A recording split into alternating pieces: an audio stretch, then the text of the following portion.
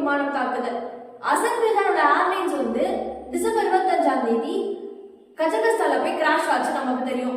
அதே மாதிரி திரும்பியும் ஒரு ஏர்லைன்ஸ், அதாவது சவுத் கொரியாவோட ஏர்லைன்ஸ் வந்து என்ன ஆயிருக்கு அப்படின்னா, சவுத் கொரியாவுடைய முவான் இன்டர்நேஷனல் ஏர்போர்ட்டை வந்து ரீச் பண்ணும்போது என்ன ஆயிருக்கு அப்படின்னா கிராஷ் ஆயிருக்கு. எப்படி கிராஷ் ஆச்சு, ஏன் இந்த விஷயம் நடந்துச்சு, அது மட்டும் இல்லாம அசர்பைஜானோட ஏர்லைன்ஸோட அப்டேட் என்ன அப்படின்றதையும் நம்ம இந்த வீடியோல பார்க்கலாம்.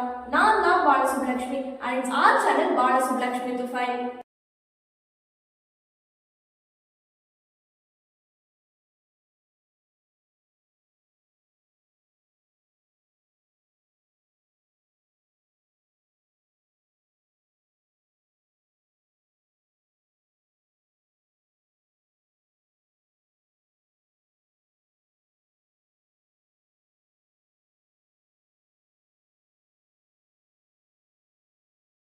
அசர்பைஜானோட ஏர்லைன்ஸ் வந்துட்டு ரஷ்யாவை போய் ரீச் பண்ணணும். ஆனா அது ரஷ்யாவை போய் ரீச் பண்ணாம கஜகஸ்தான்ல போய் கிராஷ் ஆயிடுச்சு. எப்படி இது சாத்தியமாச்சு? ஆனா இதுல ஒரு மர்மமா ஒரு விஷயம் என்ன இருக்கு அப்படின்னா, அந்த ரூட்ல காஸ்பியன் சீயை தாண்டி போகணும்னு அவசியமே கிடையாது. ஆனா அது ஏன் வந்து அந்த ஏர்லைன்ஸ் வந்து காஸ்பியன் சீயை தாண்டி போச்சு அப்படின்ற ஒரு கேள்வி நமக்குள்ள இருந்துச்சு. அது மட்டும் இல்லாம இது ஒரு அட்டாக்கா இருக்க சான்ஸ் இருக்கு அப்படின்ற மாதிரி சொல்லப்பட்டு இருந்துச்சு. இந்த அட்டாக் வந்து ரஷ்யா பண்ணிருக்க வாய்ப்பு இருக்கு அப்படின்ற மாதிரி சொல்லப்பட்டு இருந்துச்சு. இப்போ வந்து அந்த ரஷ்யா வந்து என்ன பண்ணிருக்காங்க அப்படின்னா, அம்மா நாங்க அதை பண்ணோம் அப்படின்னு சொல்லி கன்ஃபர்ஸ் பண்ணிருக்காங்க.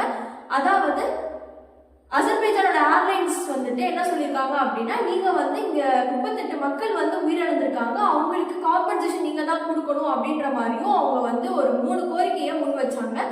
இது முதல் கோரிக்கை. இரண்டாவது கோரிக்கையா பார்த்தோம் அப்படின்னா,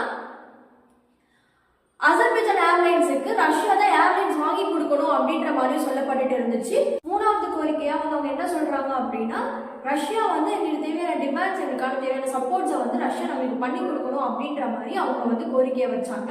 அது மட்டும் இல்லாம ரஷ்யா வந்துட்டு மித்த இடத்துகளையும் ஒப்புக்கொள்ளணும், நாங்க தான் பண்ணணும் அப்படின்னு சொல்லி ஒத்துக்கொள்ளணும் அப்படின்ற மாதிரியும் அவங்க சொல்லப்பட்டாங்க.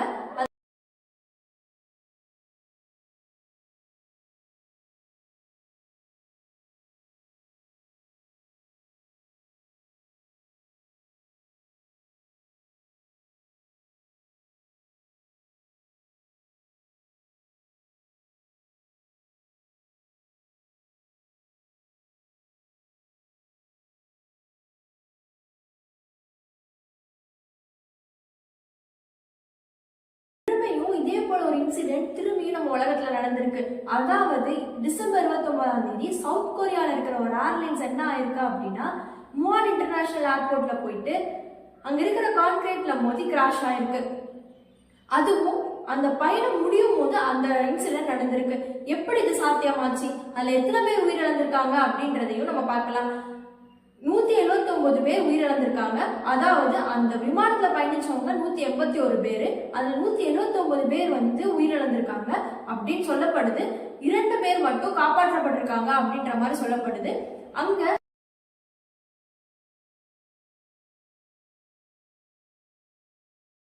பாதிக்கப்பட்ட மக்களை மீட்டெடுக்கிறதுக்கு உடனே போலீஸும் ஃபயர் என்ஜின்ஸும் வந்துட்டாங்க அப்படின்னு சொல்லப்படுது. 32 ஃபயர் என்ஜின்ஸ் உடனே அந்த இடத்துக்கு வர வச்சிருக்காங்க. அது மட்டும் இல்லாம அந்த இன்சிடென்ட்ல இறந்தவங்களை பத்தி சொல்லணும் அப்படின்னா 88 பேர் பெண்கள் அப்படின்னும் 85 பேர் ஆண்கள் அப்படின்னு சொல்லப்படுது. மிச்சம் இருக்கிற நபருடைய மூஞ்சி வந்து யாரு அப்படின்னு தெரியாத அளவுக்கு சேதமாயிருக்கு அப்படின்னு சொல்லப்படுது.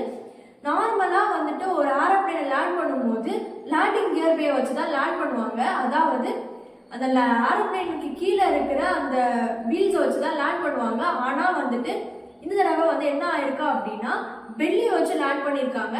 இது வந்து எதனால ஆயிருக்கு அப்படின்னா, ஒரு பறவை வந்து அந்த இடத்துல கிராஷ் பண்ணிருக்கு அப்படின்னு சொல்லப்படுது.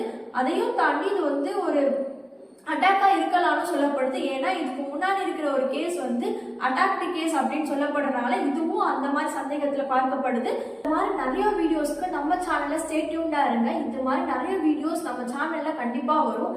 என்னென்ன வீடியோஸ் உங்களுக்கு வேணும் அப்படின்றத கமெண்ட் பாக்ஸ்ல கமெண்ட் பண்ணுங்க. அந்த மாதிரி வீடியோஸ் என்னால போட முடிஞ்சா கண்டிப்பா உங்களுக்காக நான் போடுவேன். ஸோ ஸ்டே டியூன்ட் இன் ஆர் சேனல். தேங்க்யூ.